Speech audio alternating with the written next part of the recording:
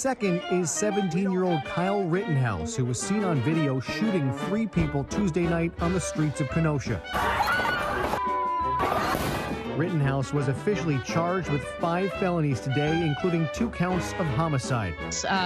A now 18-year-old who, at the age of 17, decided to travel to Kenosha, Wisconsin, and killed 2 people. For him to even be able to shoot somebody and still walk away from the scene. I mean, you know, they talked about finding a knife inside of the car, not even on Jacob Blake's person, but this guy's carrying around a long gun, killed somebody, just walking freely, was able to get back home to Illinois.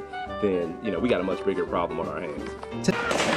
A heavily armed teenager shooting at people in Kenosha. This Trump supporter decides, I'm gonna go defend property that's not mine, it's someone else's. I'm gonna illegally get a gun, cross state lines, and then throw myself in a situation where I can plausibly say I fear for my life so that I can shoot people. Where I talk about Kyle Rittenhouse and I call him a domestic terrorist, which he is, MAGA chuds will respond by saying, but Mike, he had to do that. He had to kill them because that was self-defense. No, you have no evidence of that. All you have are conspiracy theories. Fox put production time into defending an act of domestic terrorism. At 17 years old, Kyle Rittenhouse has managed to become the gold standard in male white privilege. Ann Coulter, someone who is a prominent conservative with millions of loyal followers, took to Twitter to praise a 17-year-old domestic terrorist who murdered 2 people and injured a 3rd, saying she wants him to be president. He drove from Illinois to Kenosha, Wisconsin, and proceeded to open fire, shooting 3 people in total. 1 person was injured, 2 people died.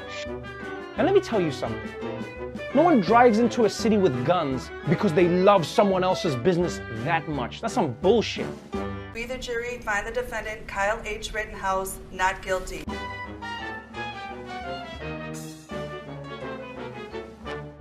Offense on its face is not white supremacy, but traveling across state lines with an AR-15 to intimidate people is absolutely white supremacy.